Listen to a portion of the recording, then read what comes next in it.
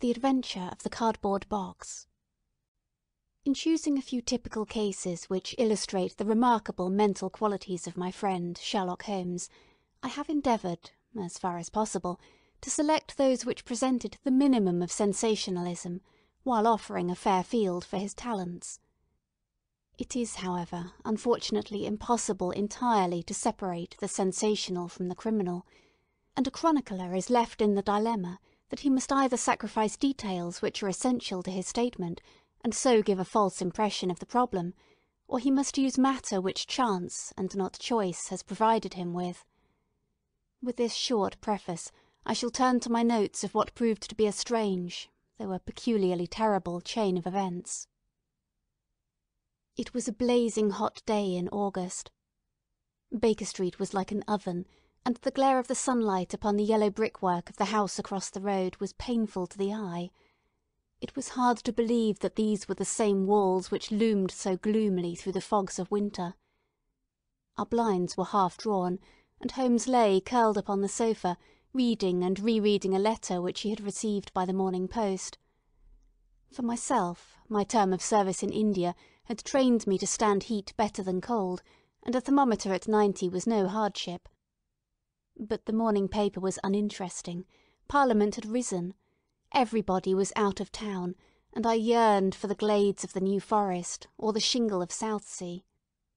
A depleted bank account had caused me to postpone my holiday, and as to my companion, neither the country nor the sea presented the slightest attraction to him.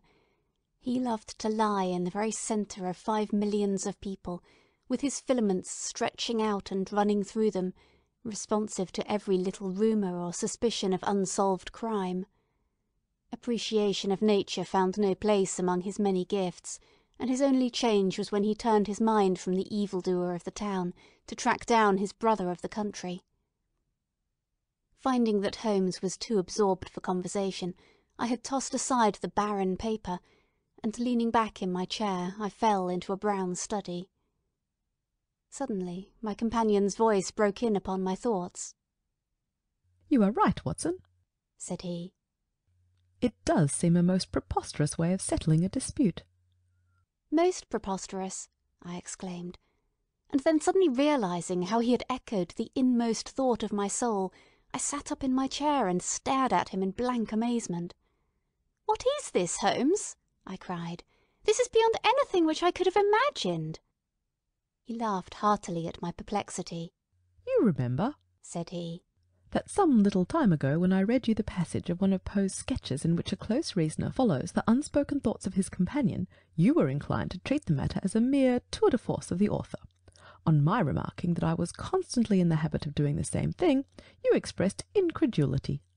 "Oh, no." "Perhaps not with your tongue, my dear Watson, but certainly with your eyebrows. So when I saw you throw down your paper and enter upon a train of thought, I was very happy to have the opportunity of reading it off, and eventually of breaking into it, as proof that I had been in rapport with you." But I was still far from satisfied.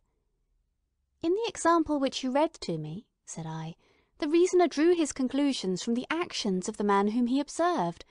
If I remember right, he stumbled over a heap of stones, looked up at the stars, and so on.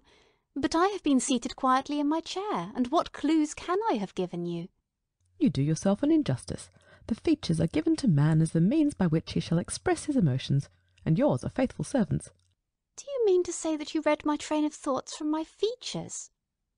"Your features, and especially your eyes. Perhaps you cannot yourself recall how your reverie commenced."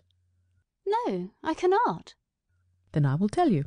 After throwing down your paper, which was the action which drew my attention to you, you sat for half a minute with a vacant expression. Then your eyes fixed themselves upon your newly framed picture of General Gordon, and I saw by the alteration of your face that a train of thought had been started. But it did not lead very far. Your eyes flashed across to the unframed portrait of Henry Ward Beecher, which stands upon the top of your books. Then you glanced up at the wall, and of course your meaning was obvious. You were thinking that if the portrait were framed, it would just cover that bare space and correspond with Gordon's picture there."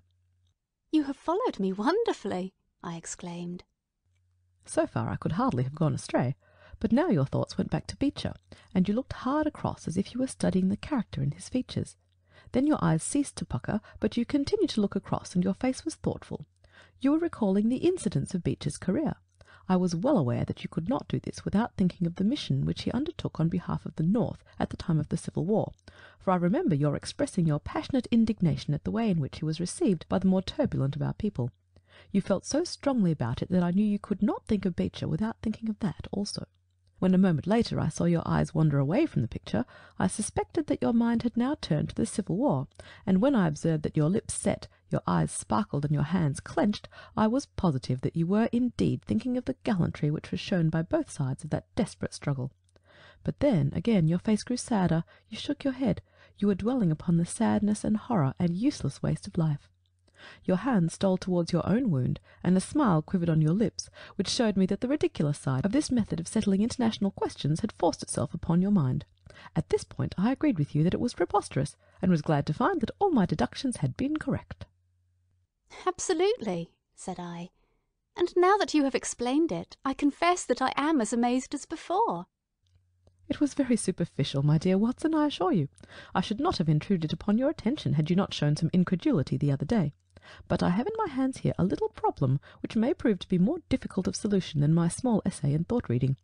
Have you observed in the paper a short paragraph referring to the remarkable contents of a packet sent through the post to Miss Cushing of Cross Street, Croydon?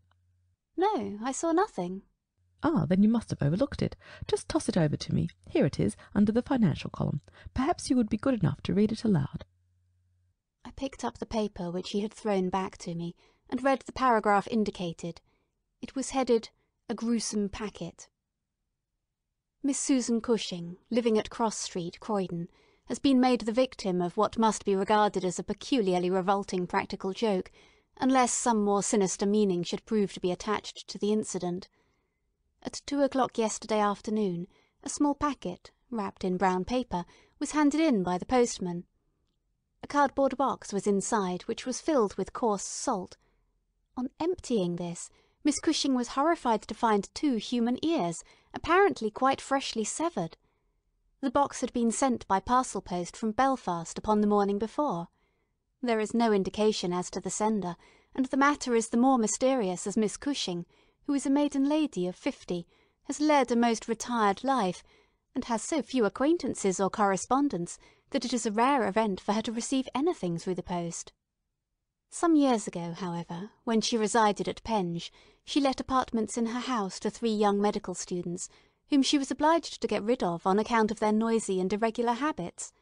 The police are of opinion that this outrage may have been perpetrated upon Miss Cushing by these youths, who owed her a grudge and who hoped to frighten her by sending her these relics of the dissecting rooms.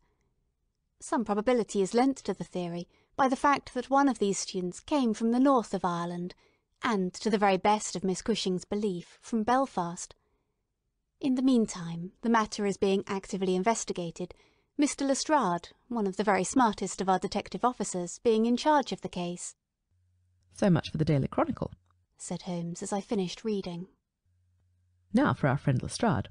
I had a note from him this morning in which he says, I think that this case is very much in your line. We have every hope of clearing the matter up, but we find a little difficulty in getting anything to work upon. We have, of course, wired to the Belfast post office, but a large number of parcels were handed in upon that day, and they have no means of identifying this particular one, or of remembering the sender. The box is a half-pound of honeydew tobacco, and it does not help us in any way. The medical student theory still appears to me to be the most feasible. But if you should have a few hours to spare, I should be very happy to see you out here. I shall be either at the house or at the police station all day. What say you, Watson? Can you rise superior to the heat and run down to Croydon with me on the off chance of a case for your annals? I was longing for something to do. You shall have it then. Ring for our boots and tell them to order a cab. I'll be back in a moment when I have changed my dressing gown and filled my cigar case. A shower of rain fell while we were in the train, and the heat was far less oppressive in Croydon than in town. Holmes had sent on a wire, so that Lestrade, as wiry, as dapper, and as ferret-like as ever, was waiting for us at the station. A walk of 5 minutes took us to Cross Street, where Miss Cushing resided. It was a very long street of 2-storey brick houses, neat and prim, with whitened stone steps and little groups of aproned women gossiping at the doors. Halfway down, Lestrade stopped and tapped at a door, which was opened by a small servant girl. Miss Cushing was sitting in the front room, into which we were ushered. She was a placid-faced woman, with large, gentle eyes, and grizzled hair curving down over her temples on each side. A worked antimacassar lay upon her lap, and a basket of coloured silks stood upon a stool beside her. "They are in the outhouse, those dreadful things," said she, as Lestrade entered. "I wish that you would take them away altogether." So I shall, Miss Cushing. I only kept them here until my friend, Mr. Holmes, should have seen them in your presence. "Why in my presence, sir?" In case he wished to ask any questions.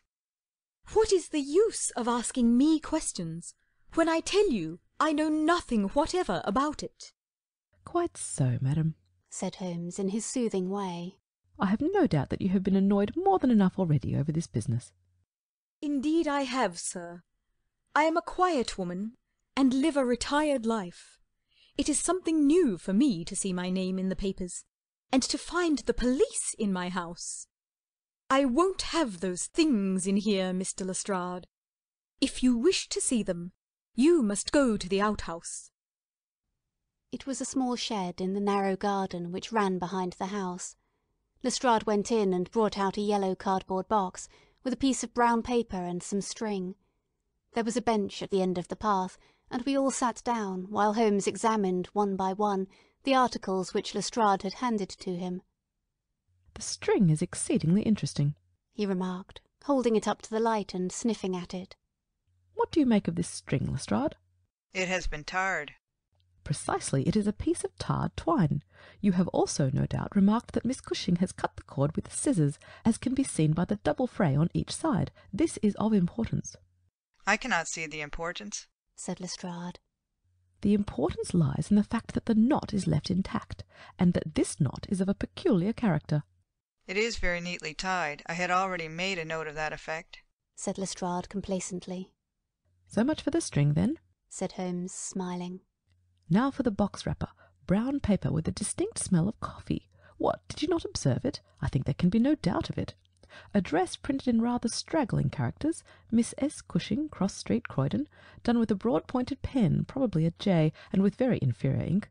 The word Croydon has originally been spelled with an I, which has been changed to a Y. The parcel was directed then by a man, the printing is distinctly masculine, of limited education and unacquainted with the town of Croydon. So far so good. The box is a yellow half-pound honeydew box, with nothing distinctive save 2 thumb marks at the left bottom corner. It is filled with rough salt, the quality used for preserving hides and other of the coarser commercial purposes, and embedded in it are these very singular enclosures." He took out the 2 ears as he spoke, and laying a board across his knee, he examined them minutely, while Lestrade and I, bending forward on each side of him, glanced alternately at these dreadful relics and at the thoughtful, eager face of our companion. Finally he returned them to the box once more, and sat for a while in deep meditation. "You have observed, of course," said he at last, "that the ears are not a pair?" Yes, I have noticed that. But if this were the practical joke of some students from the dissecting rooms, it would be as easy for them to send 2 odd ears as a pair. "Precisely, but this is not a practical joke." Are you sure of it? "The presumption is strongly against it. Bodies in the dissecting rooms are injected with preservative fluid. These ears bear no signs of this. They are fresh, too. They have been cut off with a blunt instrument, which would hardly happen if a student had done it. Again, carbolic or rectified spirits would be the preservatives which would suggest themselves to the medical mind, certainly not rough salt. I repeat that there is no practical joke here, but we are investigating a serious crime." A vague thrill ran through me as I listened to my companion's words, and saw the stern gravity which had hardened his features. This brutal preliminary seemed to shadow forth some strange and inexplicable horror in the background. Lestrade, however, shook his head, like a man who is only half convinced. There are objections to the joke theory, no doubt, said he. But there are much stronger reasons against the other. We know that this woman had led a most quiet and respectable life, at Penk and here for the last 20 years. She has hardly been away from her home for a day during that time. Why on earth, then, should any criminal send her proofs of his guilt, especially as, unless she is a most consummate actress, she understands quite as little of the matter as we do? That is the problem which we have to solve. Holmes answered. And for my part, I shall set about it by presuming that my reasoning is correct, and that a double murder has been committed. One of these ears is a woman's, small, finely formed, and pierced for an earring. The other is a man's, sunburned, discoloured, and also pierced for an earring. These two people are presumably dead, or we should have heard their story before now. Today is Friday. The packet was posted on Thursday morning. The tragedy then occurred on Wednesday or Tuesday, or earlier. If the two people were murdered, who but their murderer would have sent this sign of his work to Miss Cushing? We may take it that the sender of the packet is the man whom we want. But he must have some strong reason for sending Miss Cushing this packet. What reason, then? It must have been to tell her that the deed was done, or to pain her, perhaps. But in that case she knows who it is. Does she know? I doubt it. If she knew, why would she call the police in? She might have buried the ears, and no one would have been the wiser. That is what she would have done if she had wished to shield the criminal. But if she does not wish to shield him, she would give his name. There is a tangle here which needs straightening out. He had been talking in a high, quick voice, staring blankly up over the garden fence, but now he sprang briskly to his feet and walked towards the house. I have a few questions to ask Miss Cushing, said he. In that case I may leave you here, said Lestrade, for I have other small business on hand. I think that I have nothing further to learn from Miss Cushing. You will find me at the police station. We shall look in on our way to the train, answered Holmes. A moment later he and I were back in the front room, where the impassive lady was still quietly working away at her antimacassar. She put it down on her lap as we entered, and looked at us with her frank, searching blue eyes. "I am convinced, sir," she said, "that this matter is a mistake, and that the parcel was never meant for me at all. I have said this several times to the gentleman from Scotland Yard, but he simply laughs at me. I have not an enemy in the world, as far as I know, so why should anyone play me such a trick?" I am coming to be of the same opinion, Miss Cushing, said Holmes, taking a seat beside her. I think that it is more than probable. He paused, and I was surprised, on glancing round, to see that he was staring with singular intentness at the lady's profile. Surprise and satisfaction were both for an instant to be read upon his eager face, though when she glanced round to find out the cause of his silence, he had become as demure as ever. I stared hard myself at her flat grizzled hair, her trim cap, her little gilt earrings, her placid features, but I could see nothing which could account for my companion's evident excitement. There were one or two questions. "Oh, I am weary of questions," cried Miss Cushing impatiently. You have two sisters, I believe. "How could you know that?" I observed, the very instant that I entered the room, that you have a portrait group of three ladies upon the mantelpiece, one of whom is undoubtedly yourself, while the others are so exceedingly like you that there could be no doubt of the relationship. "Yes, you are quite right. Those are my sisters, Sarah and Mary." And here at my elbow is another portrait, taken at Liverpool of your younger sister, in the company of a man who appears to be a steward by his uniform. I observed that she was unmarried at the time. "You are very quick at observing." That is my trade. "Well, you are quite right. But she was married to Mr. Browner a few days afterwards. He was on the South American line when that was taken, but he was so fond of her that he couldn't abide to leave her for so long, and he got into the Liverpool and London boats." Ah, the Conqueror, perhaps? "No, the Mayday, when last I heard. Jim came down here to see me once. That was before he broke the pledge. But afterwards he would always take drink when he was ashore, and a little drink would send him stark, staring mad. Ah, it was a bad day that ever he took a glass in his hand again. First he dropped me, then he quarrelled with Sarah, and now that Mary has stopped writing, we don't know how things are going with them." It was evident that Miss Cushing had come upon a subject on which she felt very deeply. Like most people who lead a lonely life, she was shy at first, but ended by becoming extremely communicative. She told us many details about her brother-in-law the steward, and then, wandering off on the subject of her former lodgers, the medical students, she gave us a long account of their delinquencies, with their names and those of their hospitals. Holmes listened attentively to everything, throwing in a question from time to time. "About your second sister, Sarah," said he. I wonder, since you are both maiden ladies, that you do not keep house together. Ah, you don't know Sarah's temper, or you would wonder no more. I tried it when I came to Croydon, and we kept on until about 2 months ago, when we had to part. I don't want to say a word against my own sister, but she was always meddlesome and hard to please, was Sarah. You say that she quarrelled with your Liverpool relations. Yes, and they were the best of friends at one time. Why, she went up there to live in order to be near them. And now she has no word hard enough for Jim Browner. The last 6 months that she was here, she would speak of nothing but his drinking and his ways. He had caught her meddling, I suspect, and given her a bit of his mind, and that was the start of it.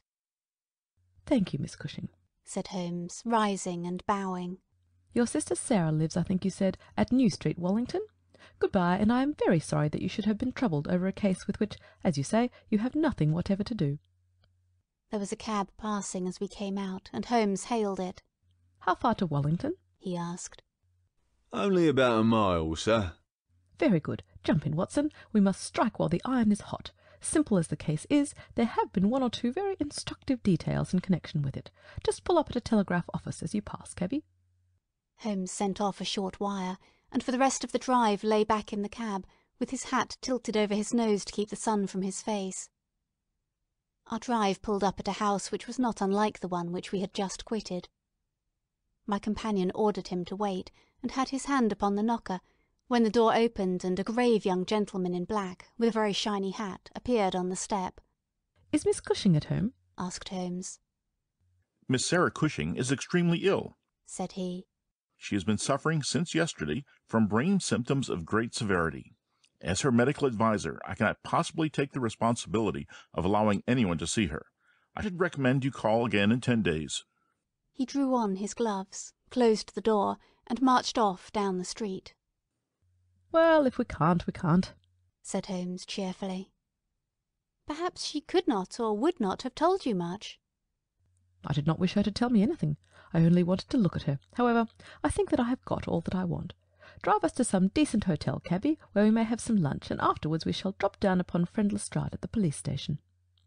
We had a pleasant little meal together, during which Holmes would talk about nothing but violins, narrating with great exultation how he had purchased his own Stradivarius, which was worth at least 500 guineas, at a Jew broker's in Tottenham Court Road for 55 shillings. This led him to Paganini, and we sat for an hour over a bottle of claret, while he told me anecdote after anecdote of that extraordinary man. The afternoon was far advanced, and the hot glare had softened into a mellow glow before we found ourselves at the police station. Lestrade was waiting for us at the door.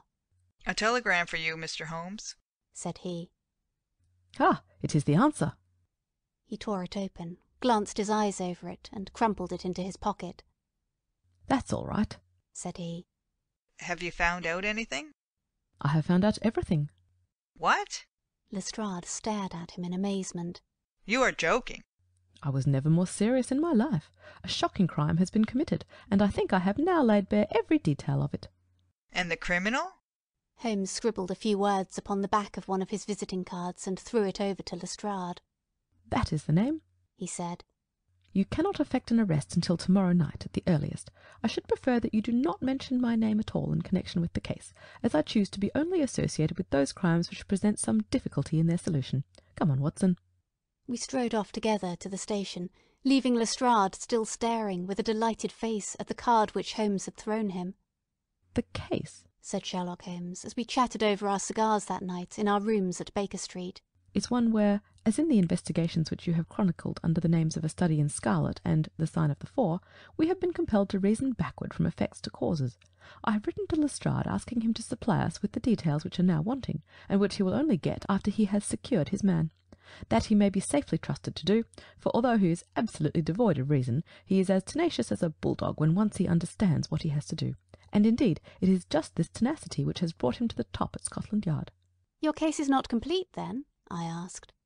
It is fairly complete in essentials. We know who the author of the revolting business is, although one of the victims still escapes us. Of course, you have formed your own conclusions. I presume that this Jim Browner, the steward of a Liverpool boat, is the man whom you suspect. Oh, it is more than a suspicion. And yet I cannot see anything save very vague indications. On the contrary, to my mind nothing could be more clear. Let me run over the principal steps. We approached the case, you remember, with an absolutely blank mind, which is always an advantage. We had formed no theories. We were simply there to observe and to draw inferences from our observations. What did we see first? A very placid and respectable lady who seemed quite innocent of any secret, and a portrait which showed me that she had 2 younger sisters. It instantly flashed across my mind that the box might have been meant for one of these. I set the idea aside as one which could be disproved or confirmed at our leisure. Then we went to the garden, as you remember, and we saw the very singular contents of the little yellow box. The string was of a quality which is used by sailmakers aboard ship, and at once a whiff of the sea was perceptible in our investigation. When I observed that the knot was one which is popular with sailors, that the parcel had been posted at a port, and that the male ear was pierced for an earring, which is so much more common among sailors than landsmen, I was quite certain that all the actors in the tragedy were to be found among our seafaring classes. When I came to examine the address of the packet, I observed that it was to Miss S. Cushing. Now, the oldest sister would of course be Miss Cushing, and although her initial was S, it might belong to one of the others as well. In that case, we should have to commence our investigation from a fresh basis altogether. I therefore went into the house with the intention of clearing up this point. I was about to assure Miss Cushing that I was convinced that a mistake had been made, when you may remember that I suddenly came to a stop. The fact was that I had just seen something which filled me with surprise, and at the same time narrowed the field of our inquiry immensely. As a medical man, you are aware, Watson, that there is no part of the body which varies so much as the human ear. Each ear is, as a rule, quite distinctive and differs from all other ones. In last year's Anthropological Journal you will find 2 short monographs from my pen upon the subject. I had therefore examined the ears in the box with the eyes of an expert, and had carefully noted their anatomical peculiarities. Imagine my surprise, then, when on looking at Miss Cushing, I perceived that her ear corresponded exactly with the female ear which I had just inspected. The matter was entirely beyond coincidence. There was the same shortening of the pinna, the same broad curve of the upper lobe, the same convolution of the inner cartilage. In all essentials it was the same ear. In the first place, her sister's name was Sarah, and her address had until recently been the same, so that it was quite obvious how the mistake had occurred, and for whom the packet was meant. Then we heard of this steward married to the 3rd sister, and learned that he had at one time been so intimate with Miss Sarah that she had actually gone up to Liverpool to be near the Browners, but a quarrel had afterwards divided them. This quarrel had put a stop to all communications for some months, so that if Browner had occasion to address a packet to Miss Sarah, he would undoubtedly have done so to her old address. And now the matter had begun to straighten itself out wonderfully. We had learned of the existence of this steward, an impulsive man of strong passions. You remember that he threw up what must have been a very superior berth in order to be nearer to his wife, subject too to occasional fits of hard drinking. We had reason to believe that his wife had been murdered, and that a man, presumably a seafaring man, had been murdered at the same time. Jealousy, of course, at once suggests itself as the motive for the crime. And why should these proofs of the deed be sent to Miss Sarah Cushing? Probably because during her residence in Liverpool she had some hand in bringing about the events which led to the tragedy.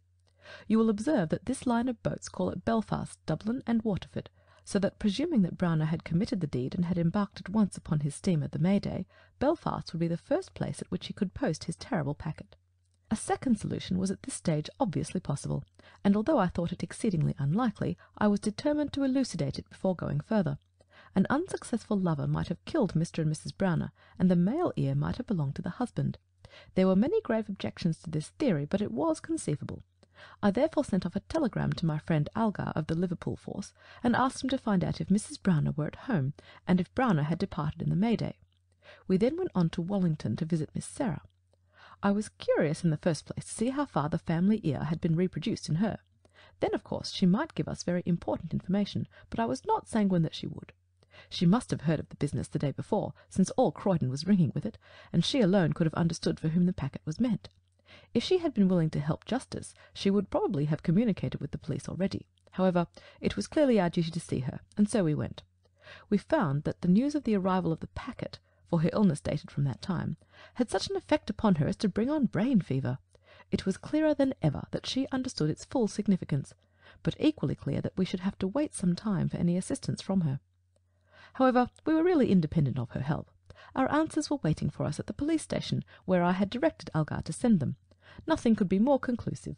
Mrs. Browner's house had been closed for more than 3 days, and the neighbours were of the opinion that she had gone south to see her relatives. It had been ascertained at the shipping offices that Browner had left aboard of the Mayday, and I calculate that she is due in the Thames tomorrow night. When he arrives, he will be met by the obtuse but resolute Lestrade, and I have no doubt that we shall have all of our details filled in. Sherlock Holmes was not disappointed in his expectations. 2 days later he received a bulky envelope, which contained a short note from the detective and a typewritten document which covered several pages of foolscap. Lestrade has got him all right, said Holmes, glancing up at me. Perhaps it would interest you to hear what he says. My dear Mr. Holmes, in accordance with the scheme which we had formed in order to test our theories— The "we" is rather fine, Watson, is it not? I went down to Albert Dock yesterday at 6 p.m. and boarded the SS Mayday, belonging to Liverpool, Dublin and London Steam Packet Company. On inquiry, I found that there was a steward on board of the name James Browner, and he had acted during the voyage in such an extraordinary manner that the captain had been compelled to relieve him of his duties. On descending to his berth, I found him seated upon a chest with his head sunk upon his hands, rocking himself to and fro. He is a big, powerful chap, clean-shaven and very swarthy, something like Aldridge, who helped us in the bogus laundry affair. He jumped up when he heard my business, and I had my whistle to my lips to call a couple of river police who were round the corner, but he seemed to have no heart in him, and he held out his hands quietly enough for the darbies. We brought him along to the cells, and his box as well, for we thought there might be something incriminating. But bar a big sharp knife such as most sailors have, we got nothing for our trouble. However, we find that we shall want no more evidence, for on being brought before the inspector at the station, he asked leave to make a statement, which was, of course, taken down, just as he made it, by our shorthand man. We had 3 copies typewritten, one of which I enclose. The affair proves, as I always thought it would, to be an extremely simple one, but I am obliged to you for assisting me in my investigation. With kind regards, yours truly, G. Lestrade. The investigation was really a very simple one, remarked Holmes. But I don't think it struck him in that light when he first called us in. However, let us see what Jim Browner has to say for himself. This is his statement as made before the Inspector Montgomery at the Shadwell police station, and it has the advantage of being verbatim. Have I anything to say? Yes, I have a deal to say. I have to make a clean breast of it all. You can hang me or you can leave me alone. I don't care a plug what you do. I tell you, I've not shut an eye in sleep since I did it, and I don't believe I ever will again until I get past all waking. Sometimes it's his face, but most generally it's hers. I'm never without one or the other before me. He looks frowning and black-like, but she has a kind of surprise upon her face. Aye, the white lamb.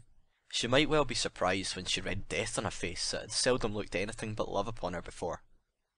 But it was Sarah's fault, and may the curse of a broken man put a blight upon her, and set the blood rotting in her veins. It's not that I want to clear myself. I know that I went back to drink, like the beast that I was. But she would have forgiven me. She would have stuck as close to me as a rope to a block if that woman had never darkened our door. For Sarah Cushing loved me. That's the root of the business.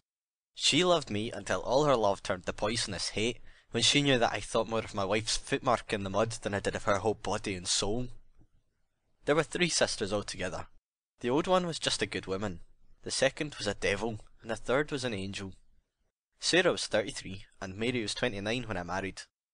We were just as happy as the day was long when we set up house together, and in all Liverpool there was no better woman than my Mary. And then we asked Sarah up for a week, and the week grew into a month, and one thing led to another until she was just one of ourselves. I was blue ribbon at that time, and we were putting a little money by, and all was as bright as a new dollar. My God, whoever would have thought that it could have come to this? Whoever would have dreamed it? I used to be home for the weekends very often. Sometimes if the ship were held back for cargo, I would have a whole week at a time, and in this way I saw a deal of my sister-in-law Sarah.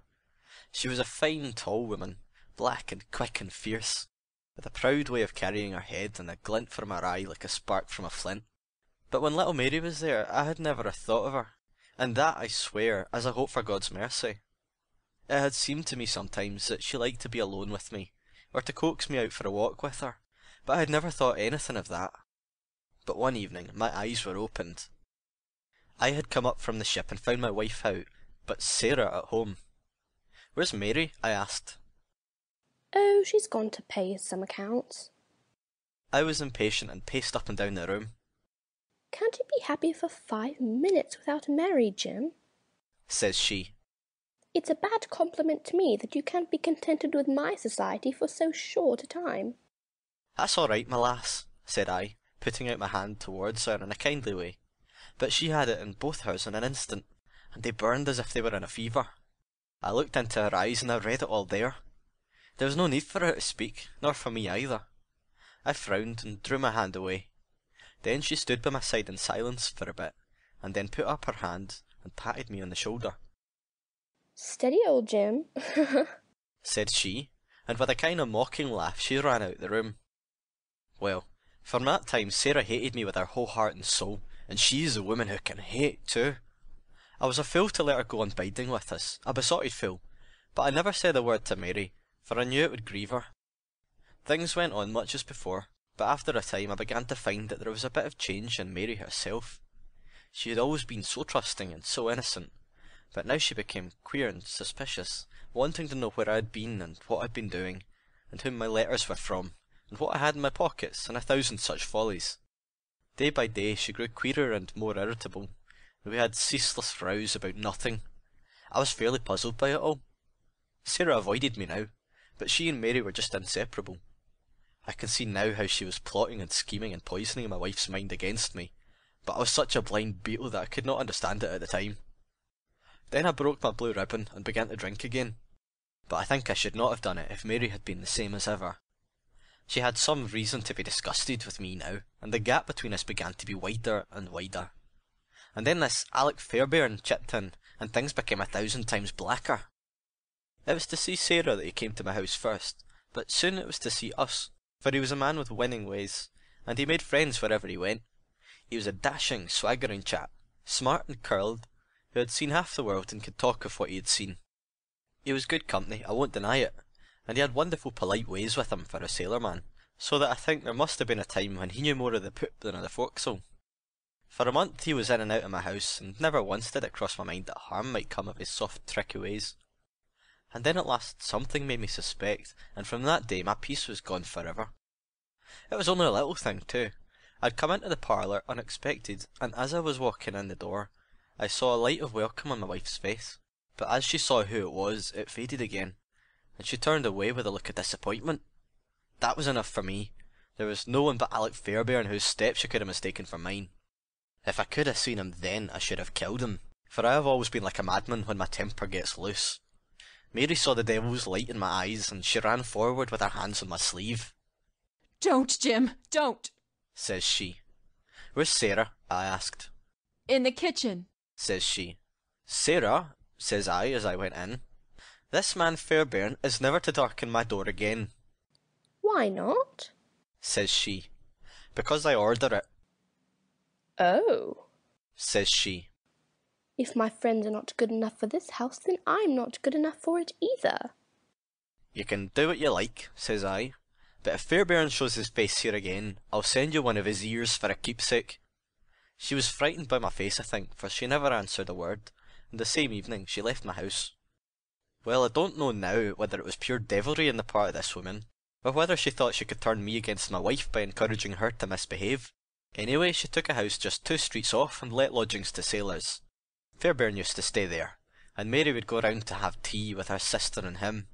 How often she went, I don't know, but I followed her one day, and as I broke in the door, Fairbairn got away over the back garden wall like the cowardly skunk that he was. I swore to my wife that I would kill her if I found her in his company again, and I led her back with me, sobbing and trembling, and as white as a piece of paper. There was no trace of love between us any longer. I could see that she hated me and feared me, and when the thought of it drove me to drink, then she despised me as well.